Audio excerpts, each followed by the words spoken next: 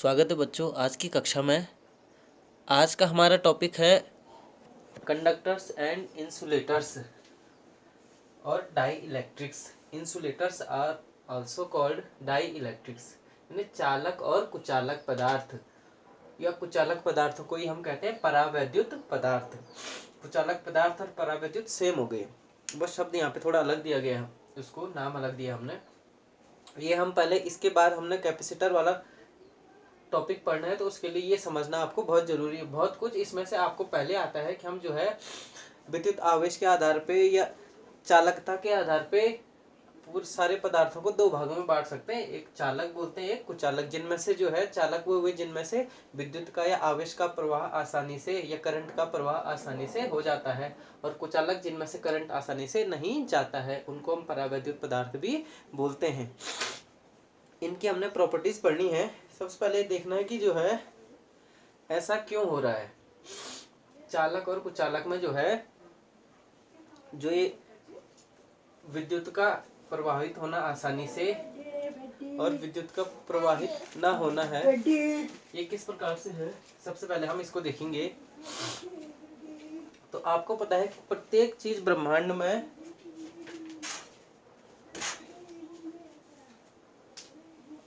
Atom से बनी होती है, और एटम यानी जिसको हम कहते हैं परमाणु। परमाणु में क्या होता है, एक छोटा सा धनावेशित नाभिक होता है जिसके चारों ओर भिन्न भिन्न कक्षाओं में इलेक्ट्रॉन चक्कर लगाते रहते हैं। ये आपको पता है, इलेक्ट्रॉन भिन्न भिन्न कक्षाओं में चक्कर लगाते रहते हैं। इस नाभिक पे धनावेश है, इलेक्ट्रॉन पे ऋणावेश है, तो इनमें परस्पर क्या होगा, कूलाम का आकर्षण बल, उस बल से ये बंधे हुए हैं। अब जो इलेक्ट्रॉन जितना दूर होगा 1/r² के अनुसार उसके कूलाम का बल भी उतना क्या होगा, कम होगा, यानी वो इलेक्ट्रॉन आसानी से इस परमाणु से अलग हो सकता है अगर थोड़ी ऊर्जा दे दी जाए। इसके आधार पे जो है हमने देखना है।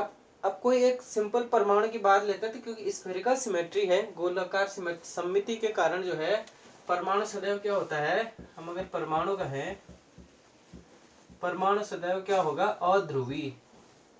अध्रुवी, नॉन पोलर, ध्रुवी और अध्रुवी भी शब्द यहाँ पे ध्यान रखना। ध्रुवी माने जिनमें जो अलग अलग जो है केंद्र बन जाते हैं, ऋणावेश एक और आ जाता है, धनावेश एक और आ जाता है, बीच में छोटी डिस्टेंस हो जाती है, तो उसको ध्रुवी बोला हमने।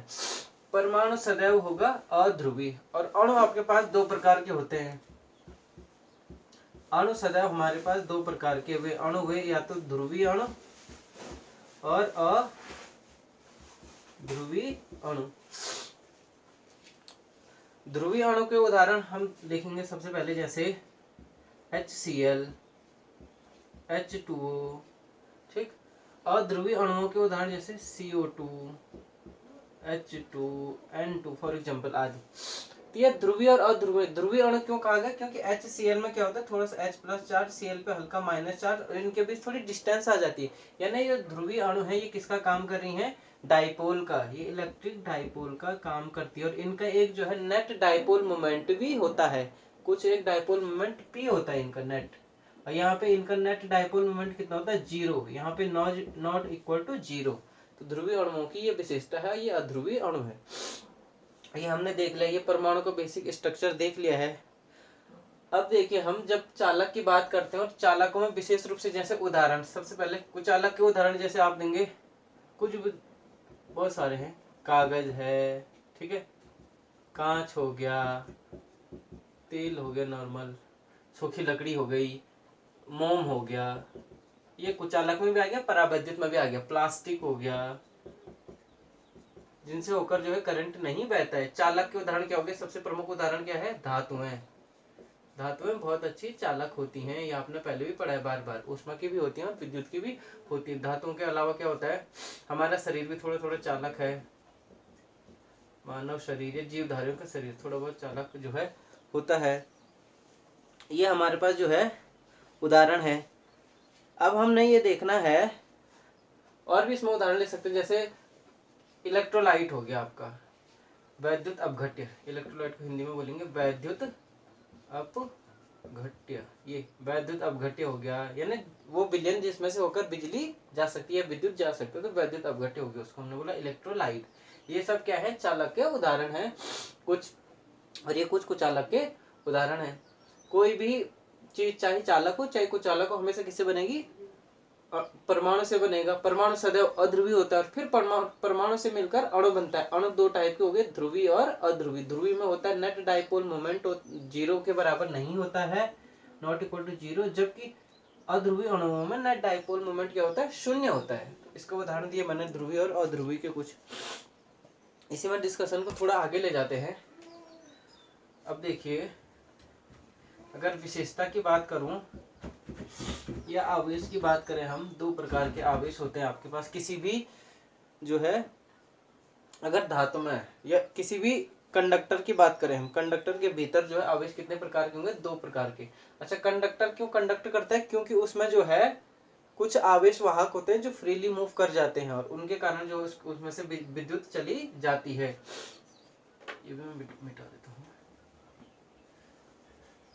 अब यहाँ पे एक शब्द आता है free charge and bound charge. Free charge, free charge Hindi में बोलेंगे मुक्त आवेश, मुक्त आवेश।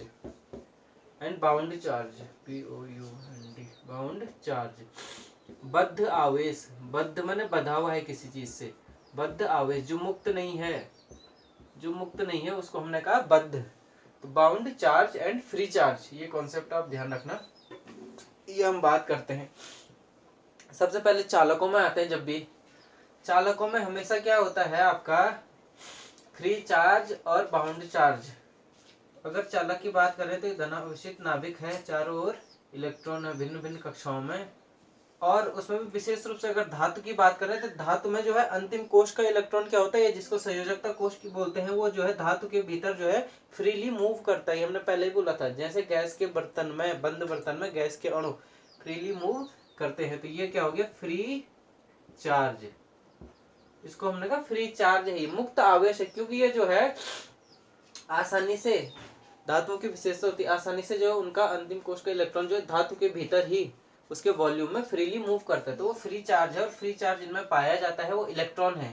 फ्री चार्ज क्या है? इनमें इलेक्ट्रॉन है और इसलिए जो है वो मुक्त आवेश के कारण धातुएं बहुत अच्छी सुचालक होती हैं। जिन जिन वस्तुओं में ब्रह्मांड में मुक्त आवेश पाया जाएगा वो सदैव क्या होंगी? चालक होंगी।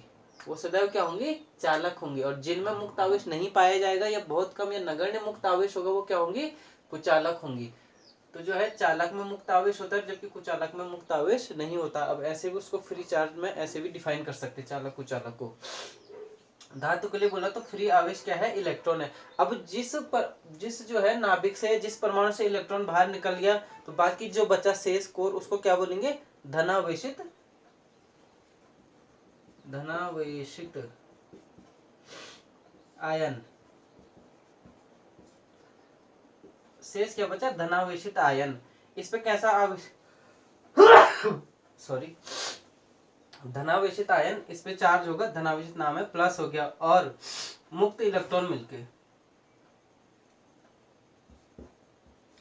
प्लस मुक्त आवेश, धातु के रूप में विशेष रूप से इलेक्ट्रॉन बोलेंगे। अच्छा, धनावेशित आयन और मुक्त आवेश ये चीज पाई जाती है किसमें? चालकों में। मैं पर्टिकुलर धातु बोल दूं तो धातु में होगा धनावेशित आयन प्लस मुक्त इलेक्ट्रॉन, प्लस मुक्त इलेक्ट्रॉन। यहाँ पे इलेक्ट्रॉन निकल जाते हैं तो वो धनावेशित बन गया। ये फिक्स रहता है, इमूवेबल। ये क्या करता है? गति करता है। ये है गतिशील, ये फ्रीली गति करता है धातु के अंदर। ये स्थिर रहता है, स्थिर आयन। तो धनावेशित आयन जो है धातु के भीतर फिक्स या स्थिर रहता है, जबकि मुक्त आवेश या मुक्त इलेक्ट्रॉन, मैं यहाँ पे लिख देता हूँ मुक्त इलेक्ट्रॉन के रूप में, ऐसे याद रहेगा। चालक या विशेष रूप से धातुओं की बात करें अगर, एक गुण है इनके। गतिशील क्या है? मुक्त इलेक्ट्रॉन। तो इलेक्ट्रॉन धातु के भीतर फ्रीली मूव कर रहा है, जैसे किसी कमरे में गैस के अणु फ्रीली मूव कर रहे हैं किसी भी दिशा में। और धनावेशित आयन क्या होगा? स्थिर होगा। मुक्त आवेश क्या होगा? सदैव गतिशील होगा। तो ये चालक की विशेषता थी कि चालकों में मुक्त आवेश और बद्ध आवेश दोनों पाया जाएगा। इसको हमने कहा मुक्त आवेश, और इसको क्या बोलते हैं? क्योंकि स्थिर है, गति नहीं कर पा रहे, तो इसको क्या बोलेंगे?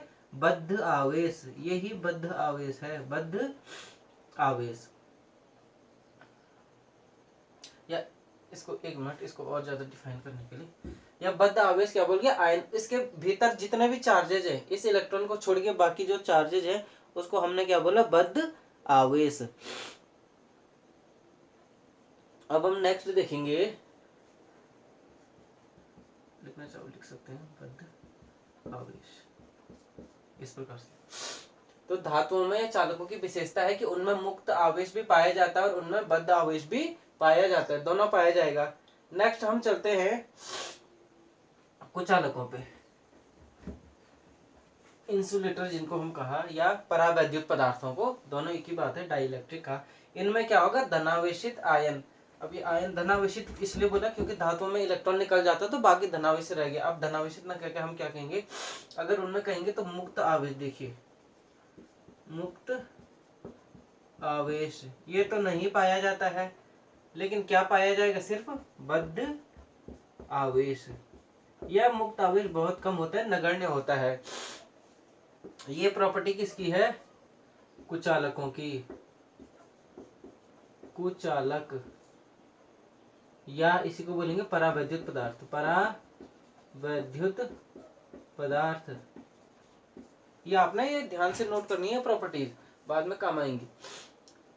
तो हम कहेंगे कि किसी भी कुचालक पदार्थ में या किसी भी परावैद्युत पदार्थ में मुक्त आवेश नहीं पाया जाता है, यह नगण्य होता है, जबकि बद्ध, जो जितना भी आवेश होता है वो बद्ध होता है। बद्ध है तो बाउंड है, वो मूव नहीं करेगा, वो स्थिर है। वो क्या है, स्थिर है, गति नहीं कर पाएगा। और जब आवेश गति ही नहीं कर रहा तो करंट कहाँ से बनेगा, करंट कहाँ से बहेगा उस बॉडी में। तो इस प्रकार से हमने देख लिया कि मुक्त आवेश और बद्ध आवेश किस प्रकार से होंगे।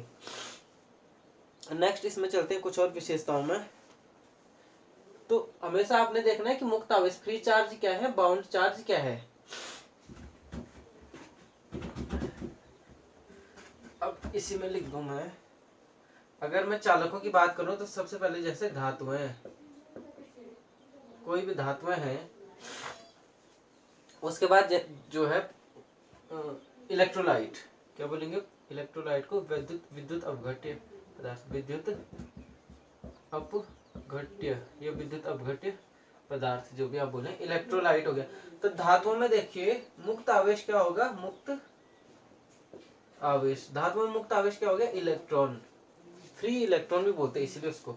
और बद्ध आवेश क्या हो गया, बद्ध आवेश, शेष धनायन, शेष धनायन जो भी है पॉजिटिव है। हमारा काम मेनली मुक्त आवेश देखना है यहाँ पे चालकता के लिए। विद्युत अपघट्य में मुक्त आवेश क्या होगा, धनावेश, पॉजिटिव एंड नेगेटिव आयंस। अरे विद्युत अपघट्यों में क्या होते हैं, आयंस होते हैं। जैसे NaCl को जल में विलयन बनाए तो Na+ आयन और Cl- आयन। तो विद्युत अपघट्य में सदैव जो है पॉजिटिव भी होगा और नेगेटिव आयन भी होंगे। जो करंट बहेगा दोनों के कारण बहेगा, जबकि जो है धातुओं में करंट जो बहेगा वो केवल किसके कारण बहेगा, फ्री इलेक्ट्रॉन के कारण। और इलेक्ट्रॉन पे आवेश होता है सदैव माइनस, तो माइनस के कारण जो है या फ्री इलेक्ट्रॉन के कारण धातुओं में करंट बहता है। एक ये चीज आपको नोट करानी थी। नेक्स्ट हम चलेंगे, ये थोड़ा अंतर देख लेना, विद्युत अपघट्य में धनायन ऋणायन दोनों, आयन बोल रहा हूं मैं वहां पे, कोई और चीज नहीं, याद रखना। धनायन ऋणायन दोनों के कारण जो है विद्युत का प्रवाह होता है विद्युत अपघट्य में, जबकि धातुओं में केवल इलेक्ट्रॉन की गति के कारण विद्युत का प्रवाह होता है। नेक्स्ट देखिए हमारे पास टॉपिक है, अब हम देखेंगे some basic properties of conductors. Conductor की बेसिक प्रॉपर्टी, चालकों के गुणधर्म क्या क्या होंगे।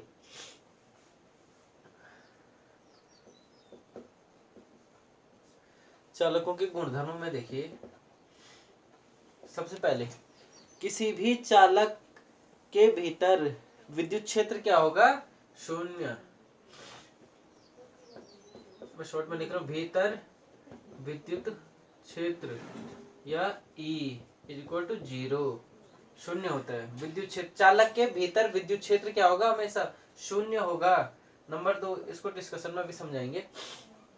नेक्स्ट हम देखेंगे कि हमने पहले पढ़ा था कि किसी भी जो है चालक की जो है या धातु की जो है पृष्ठ क्या होगा, सदैव समविभव पृष्ठ होगा। सम विभव पृष्ठ होगा। ये नेक्स्ट दूसरी प्रॉपर्टी, किसी भी चालक का पृष्ठ सदैव समविभव पृष्ठ होगा। ये विशेष रूप से धातुओं के लिए बोल रहा, समविभव यानी प्रत्येक बिंदु पे विभव समान होगा। अब समविभव पृष्ठ होगा तो अब क्या होगा कि जो है बल रेखाएं सदैव पृष्ठ के लंबवत होंगी। Electric field line must be normal to the surface at every point. क्या होंगी? विद्युत बल रेखाएं, विद्युत बल रेखाएं सदैव पृष्ठ के लंबवत होंगी। ये नेक्स्ट हमारे पास है, चालक के भीतर विद्युत क्षेत्र सदैव शून्य होगा, पृष्ठ सदैव समविभव पृष्ठ होगा, है ना। चालक के पृष्ठ पर प्रत्येक बिंदु पर विभव समान होगा, विद्युत बल रेखाएं सदैव पृष्ठ के लंबवत होंगी। ये यही से निष्कर्ष निकला था, पिछले टॉपिक में डिस्कशन करा चुके हम। नेक्स्ट हम देखेंगे इलेक्ट्रिक पोटेंशियल क्या होगा, जो अंदर है और जो चौथा चालक का विद्युत विभव, विद्युत विभव पृष्ठ पर व भीतर समान होगा। एक समान होगा, नियत होगा, और नियत होगा कांस्टेंट होगा। ये नियत भी होगा कि चालक के पृष्ठ पर और चालक के भीतर विद्युत विभव क्या होगा, एक समान होगा या नियत होगा। जबकि चालक के भीतर विद्युत क्षेत्र क्या हो जाएगा, ई इज इक्वल टू 0 हो जाएगा। ये पृष्ठ सदैव समविभव पृष्ठ होगा। ये गुण हमने देखने, इनको आपने as a standard result note भी करना है। ना बल रेखाएं किसी भी चालक के या किसी भी धातु को बल रेखाएं चालक के भीतर प्रवेश नहीं करेंगी, क्योंकि जहां जहां विद्युत क्षेत्र होगा वहां वहां क्या होंगी, विद्युत बल रेखाएं भी होंगी। और चालक के भीतर बल रेखाएं प्रवेश नहीं कर पाती हैं, इसीलिए जो है चालक को हम इस्तेमाल करते हैं इलेक्ट्रोस्टैटिक शील्डिंग में। इलेक्ट्रोस्टैटिक शील्डिंग, शील्डिंग, इसको क्या बोलेंगे, वैद्युत परिरक्षण। वैद्युत परिरक्षण यानी कोई apparatus है, उसकी जो है वैद्युत क्षेत्र से, वैद्युत फील्ड से रक्षा करनी। तो कैसे करेंगे, हम उस apparatus को किसी चालक में बंद कर देंगे, चालक के अंदर भीतर रख देंगे। तो क्या होगा, अगर विद्युत क्षेत्र में बल रेखाएं, तो वो बल रेखाएं क्योंकि चालक के भीतर प्रवेश नहीं करती हैं, प्रवेश नहीं करेंगी, तो वो apparatus हमारा जो है सेफ रहेगा। तो इसको हम बोलते हैं इलेक्ट्रोस्टैटिक शील्डिंग, वैद्युत परिरक्षण या इलेक्ट्रिक फील्ड से रक्षा करना। उसके लिए सिंपल जो है ये गुण इसके काम आए, क्योंकि विद्युत बल रेखाओं ने उसके भीतर कभी भी प्रवेश नहीं करना है। नेक्स्ट जो है, अब हम जाएंगे इलेक्ट्रिक और डाई इलेक्ट्रिक में। ये आप नोट कर लें।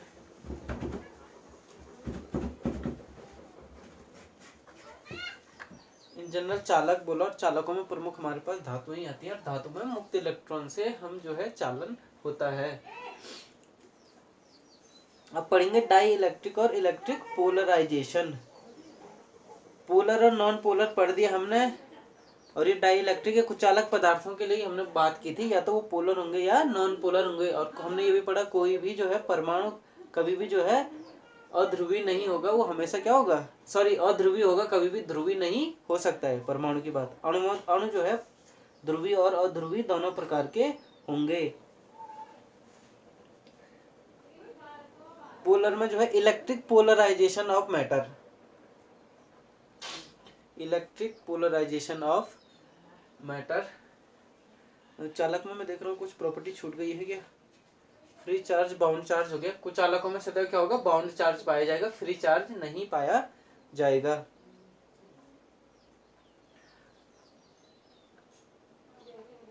नेक्स्ट टॉपिक लेते हैं हम, electric polarization of matter.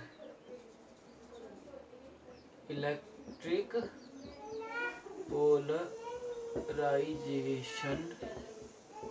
Of matter.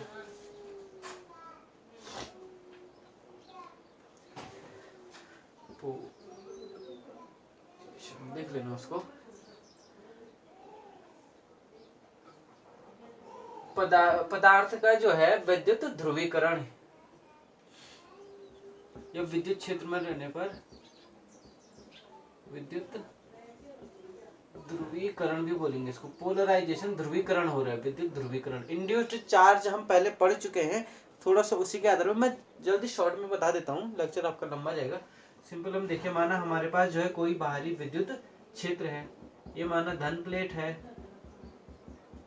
और ये सपोज कीजिए आप ऋण प्लेट है। एक समान विद्युत क्षेत्र हमने लगाया है ई, जिसकी दिशा कहाँ होगी,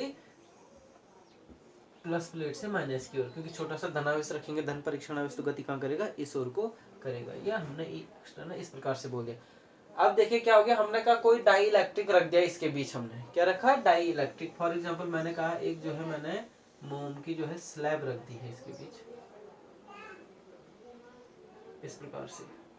ये माना क्या है, मोम, डाई इलेक्ट्रिक, कुछ अलग पदार्थ मोम, ये रख दिया, इसकी एक स्लैब रखी। अब क्या होगा, उसमें अणु है, मोम के परमाणु है, परमाणु से अणु बने हैं, अणु है तो उन अणुओं में क्या होगा, क्योंकि विद्युत क्षेत्र में रखा है, अणुओं में एक या किसी भी परमाणु में आप बेसिक देखिए कि नाभिक होता है धनावेशित, इलेक्ट्रॉन होता है ऋणावेश। आपने पढ़ा है कि विद्युत क्षेत्र में जब कोई आवेश होता है तो धनावेश पे विद्युत क्षेत्र की दिशा में बल लगता है, ऋणावेश में विद्युत क्षेत्र की विपरीत दिशा में बल लगता है। F = E × Q से, ये हम पढ़ चुके हैं। तो उसके अणुओं पे भी क्या लगेगा, बल लगेगा, चाहे वो ध्रुवीय हो अध्रुवीय हो। डाई इलेक्ट्रिक की बात कर रहा हूँ मैं, या इंसुलेटर, चाहे ध्रुवीय हो चाहे अध्रुवीय हो। जब हम उसको बाहरी विद्युत क्षेत्र में रखते हैं तब कैसे व्यवहार करेगा, तो उसके जो भीतर माना अणु है, इस प्रकार से दिखाया हमने, वो अणु जो है अगर ध्रुवी है नहीं है तो इस प्रकार से, ध्रुवी नहीं है तो ध्रुवी हो जाएंगे, और ध्रुवी है पहले से तो और अच्छे से जो है वो और स्ट्रांगली जो है पोलराइज्ड हो जाएंगे। सिर्फ इसका रिप्रेजेंटेशन है इस प्रकार से। तो क्या होगा, उस अणु के भीतर जो धनावेश और ऋणावेश के अलग अलग केंद्र थे, अगर नहीं भी है तो अलग अलग केंद्र बन जाएंगे। धन की ओर क्या आएगा, ऋण, और यहाँ धन, यहाँ ऋण, यहाँ धन, यहाँ ऋण, यहाँ धन, इस प्रकार ऋण धन ऋण धन ऋण धन ऋण धन। फिर नेक्स्ट ऋण धन ऋण धन ऋण धन ऋण धन ऋण धन, माइनस प्लस माइनस प्लस, इस प्रकार से। ऐसे यहाँ माइनस आ जाएगा, ये ऋण वाली है तो यहाँ प्लस, ऋण plus minus plus minus plus minus plus minus plus minus plus. इसको बोलते हैं पोलराइजेशन ऑफ मैटर या पोलराइजेशन ऑफ इंसुलेटर। तो उसने क्या कर दिया, उसको पोलराइज्ड कर दिया। पोलराइज्ड क्या कर दिया, तो आप देखिए नेट जो है इस साइड कैसा चार्ज आ गया, निगेटिव, और इस साइड कैसा आ गया, पॉजिटिव। है ना, positive positive charge negative plate की ओर और नेगेटिव चार्ज पॉजिटिव प्लेट की ओर। नेट इस प्रकार से हो गया। हम कहते हैं कि इसके भीतर एक नेट विद्युत क्षेत्र हो गया उत्पन्न। इस परावैद्युत पदार्थ के भीतर नेट क्या हो गया, विद्युत क्षेत्र उत्पन्न हो गया, जिसको बोलते हैं ई आई इंड्यूस्ड, ई आई। और इसकी दिशा कैसी होगी, क्योंकि यहाँ ये क्या है, ये है धन और ये है ऋण, इंड्यूस्ड में ये धन और ये ऋण, तो दिशा क्या हो गई, इस प्रकार से विपरीत। बाहरी वाले की दिशा जो है धन से ऋण की ओर, और अंदर इंड्यूस्ड जो हुआ वो ऋण से धन की ओर, इस प्रकार से। तो अंदर वाले में जो है इंड्यूस्ड जो विद्युत वाहक बल होता है वो क्या होता है, विपरीत दिशा में, बाहरी क्षेत्र की विपरीत दिशा में प्रेरित हो जाता है। इसको हम बोलेंगे, जब कभी हम जो है किसी डाई इलेक्ट्रिक को या किसी परावैद्युत पदार्थ को एक जो है एक्सटर्नल इलेक्ट्रिक फील्ड में रखते हैं,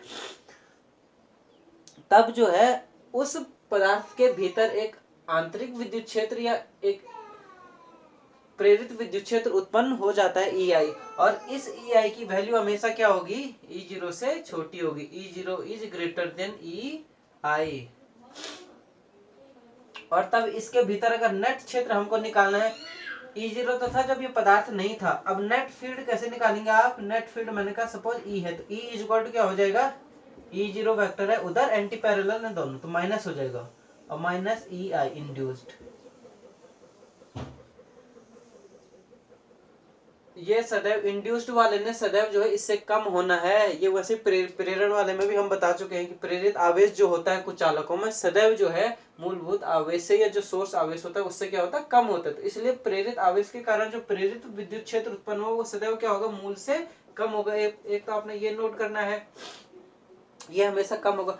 दूसरा जो है पदार्थ के भीतर या ऐसे लिखो, परावैद्युत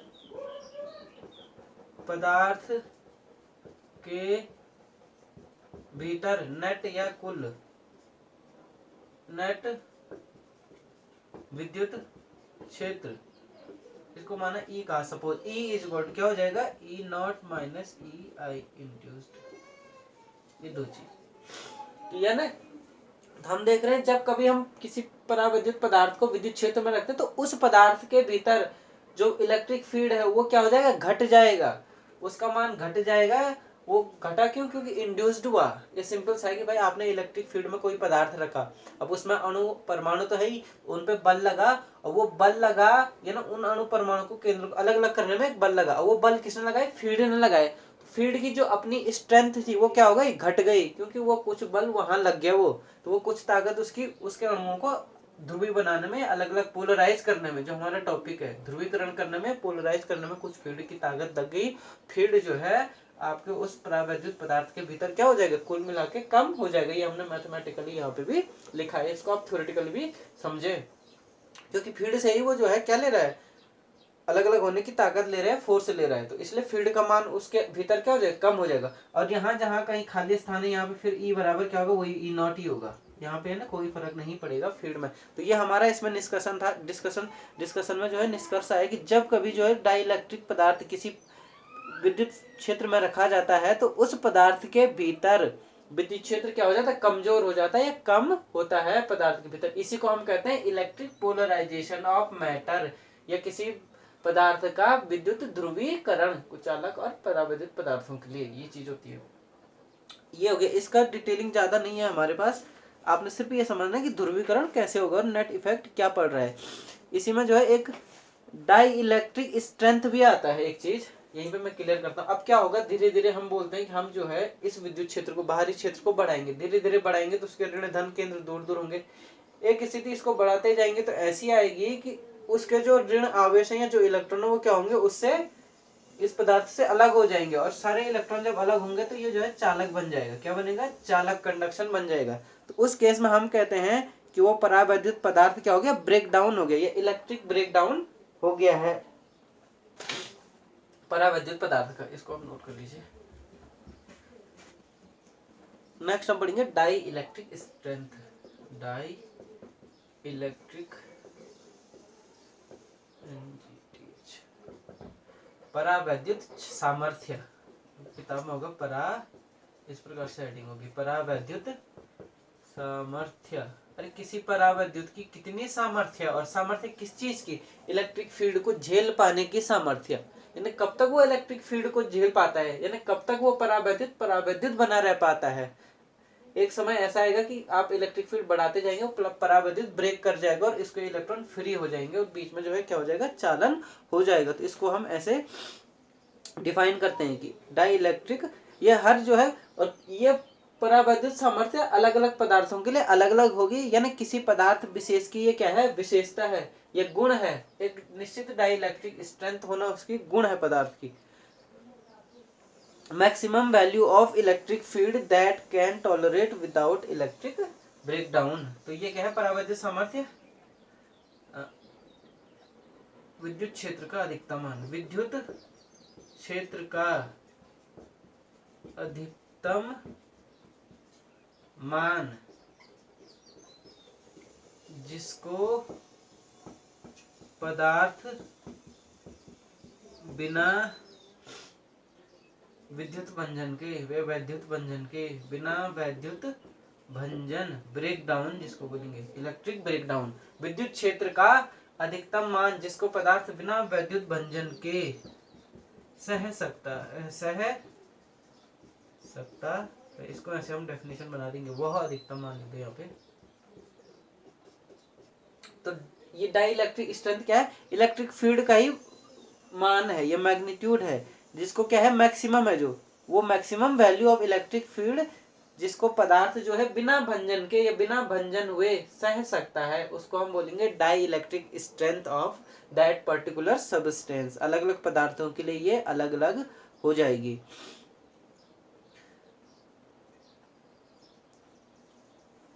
नेक्स्ट देखिए, dielectric constant of a conductor का हम देखते हैं थोड़ा सा इसी में, ये मैं मिटा देता हूं। अब इसी में देखिए, इसी में आपको धातु वाली बात मैं क्लियर करता हूँ। हमने ये भी पढ़ा है कि कुछ चालकों में जो प्रेरित आवेश होता है वो सदैव सोर्स आवेश से क्या होगा, कम होगा, जबकि धातुओं में जो है प्रेरित आवेश सदैव क्या होगा, सोर्स आवेश के ठीक बराबर होगा। और प्रेरित आवेश की नेचर क्या होता है, अपोजिट। धन के पास कौन सा आवेश प्रेरित होगा, ऋण, ऋण के पास धन। ये भी आपने पहले पढ़ा है। अब इसी फील्ड के में हमने जो है क्या कर दिया, मोम की स्लैब के स्थान पे फॉर एग्जांपल हमने क्या रखा, चालक या धातु का, या धातु की स्लैब रख दी कोई भी, ये अपने आप ही मेटल, इसी में क्या रखी हमने, धातु की कोई स्लैब रखी, ये रख दिया आपने। यहाँ पे होगा क्या, इसमें भी वही प्रेरित आवेश होगा या विद्युत ध्रुवीकरण या पोलराइजेशन होगा। प्रेरित आवेश होगा तो ठीक बराबर होगा, ये ऋण ऋण ऋण ऋण, धन धन धन धन धन, क्योंकि इसमें फ्री इलेक्ट्रॉन है। फ्री इलेक्ट्रॉन क्या होंगे, तुरंत ही मूव कर जाएंगे और यहाँ से जो है इलेक्ट्रॉन इसकी ओर आएंगे, आकर्षण, धन प्लेट की ओर आएंगे आकर्षण के कारण, और इस प्रकार से एक आंतरिक जो विद्युत क्षेत्र उत्पन्न हो जाएगा इसमें, उसकी दिशा क्या होगी, फिर से बाहरी क्षेत्र के विपरीत। बाहरी क्षेत्र हमने कहा ई एक्सटर्नल, इस प्रकार से ई आउटर, इसकी दिशा ये है। और लेकिन यहाँ पे ये याद रखना, धातुओं के लिए लिख रहे हैं हम ये बात, धातुओं के लिए जो है E outer is equal to E induced, ये चीज बराबर होती है धातुओं के लिए, क्योंकि हमने पढ़ा था गुण में, प्रेरित आवेशों में, पहले पढ़ चुके हैं प्रेरित आवेश वाले टॉपिक में, कि प्रेरित आवेश धातुओं में ठीक बराबर होगा, विपरीत होगा। तो विपरीत के कारण क्या होगा, विद्युत क्षेत्र की दिशा दूसरी ओर, यहाँ विद्युत क्षेत्र की दिशा इस ओर, दोनों का मान अब बराबर हो गया है, तो दोनों एक दूसरे को कैंसिल कर देंगे।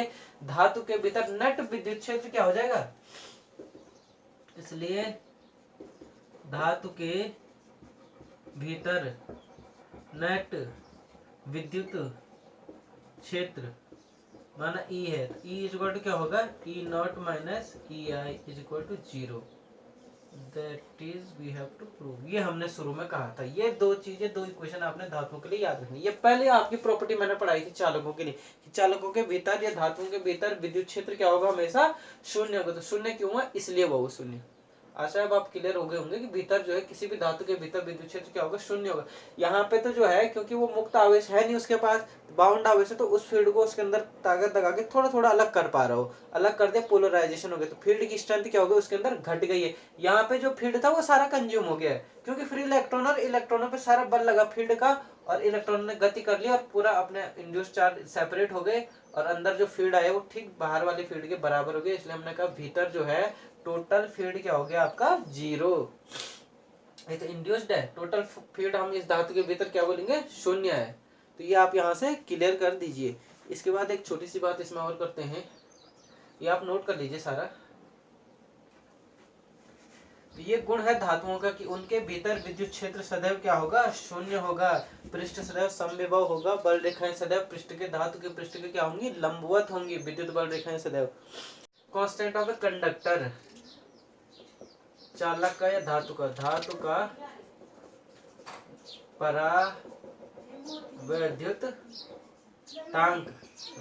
परावैद्युत नियतांक या परावैद्युत अंक, इसको बोलेंगे डाइलेक्ट्रिक कांस्टेंट, परावैद्युत नियतांक अथवा परावैद्युतांक चालक का। वो कैसे देंगे हम, आपको पता है जब किसी कंडक्टर को हम जो है इलेक्ट्रिक फील्ड में रखते हैं तो उसकी प्लेटों पे फ्री इलेक्ट्रॉन के कारण क्या होता है, बराबर चार्ज इंड्यूस्ड हो जाता है, टोटल अंदर जो है फील्ड विद्युत क्षेत्र क्या हो जाता है, शून्य हो जाता है, शून्य हो जाता है। तब जो है, अच्छा परावैद्युतांक की एक परिभाषा हम शुरू में कैसे देंगे, कैपेसिटर से थी, वो तो अभी नहीं करेंगे।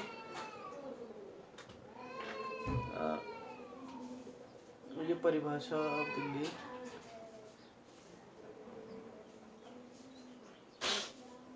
चालक का परावैद्युतांक के निकालने में, जिसको किसे दिखाते हैं के, और ये के कूलाम के नियम में फर्स्ट में आ चुका है।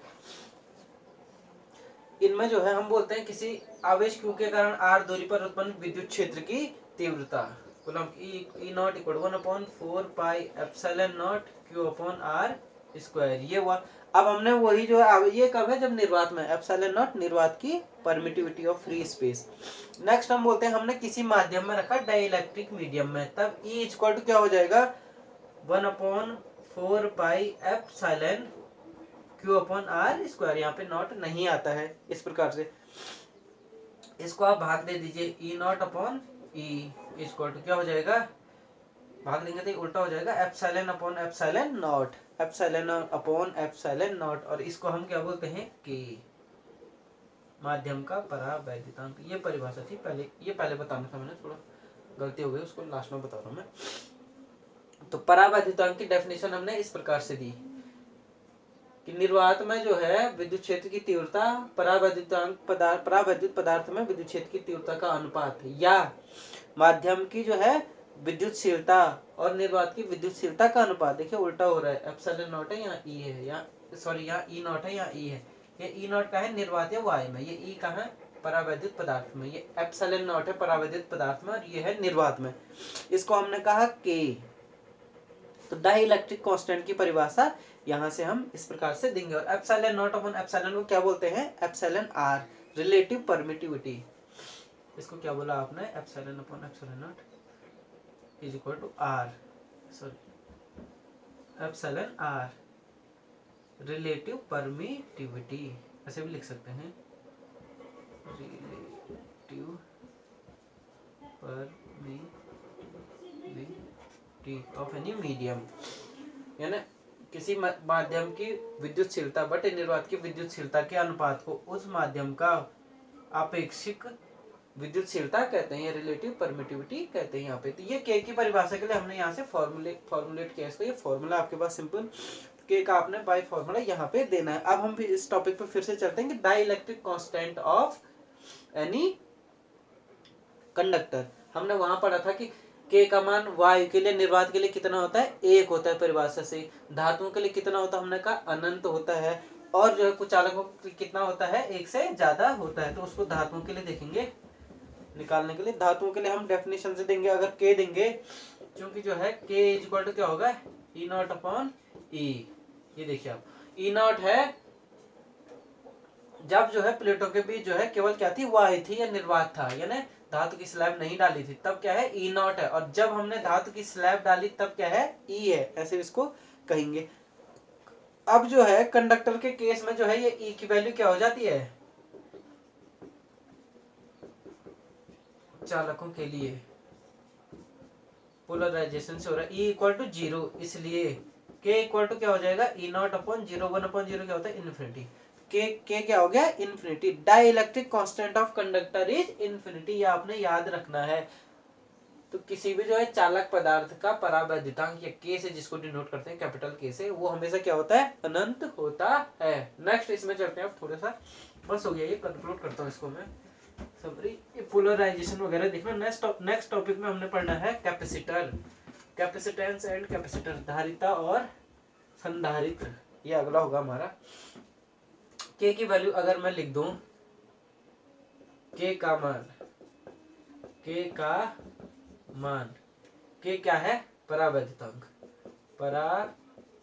परावैद्युतांक या परावैद्युत नियतांक, इसको बोलेंगे के, परावैद्युतांक या परावैद्युत नियतांक। तो के का मान देखिए अलग अलग,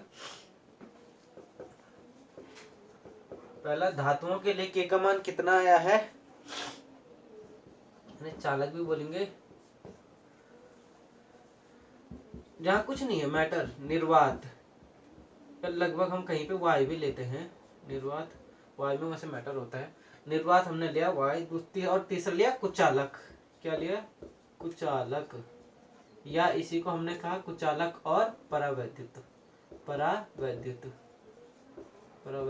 की परावैद्युत, डाइइलेक्ट्रिक और इंसुलेटर, फिर हमने लिया कंडक्टर, इस प्रकार से। तो धातुओं के लिए जो है के बराबर क्या होता है, हमेशा इन्फिनिटी, ये नोट याद रखना आप। निर्वात के लिए, वायु के लिए, निर्वात के लिए तो के का मान होता है 1, वायु के लिए के का मान 1 से थोड़ा बड़ा होता है, 1.00 समथिंग, थोड़ा बड़ा के का। और कुचालक और परावैद्युत का मान हमेशा क्या होगा, के इज ग्रेटर देन 1। तो ये आप ध्यान रखिए, निर्वात के लिए के का मान 1 स्टैंडर्ड रूप में, कुचालकों के लिए 1 से बड़ा, और जबकि चालक के लिए अनंत, इन्फिनिटी, ये वैल्यू है। ये परावैद्युतांक की हमने यहाँ पे कुछ मान दिया आपको। आशा करता हूँ इस टॉपिक को आप भली प्रकार समझ गए होंगे, थोड़ा सा एक बार बुक में देख लीजिएगा, क्लियर हो जाएगा फिर से। और नेक्स्ट टॉपिक में पढ़ेंगे संधारित्र। धन्यवाद।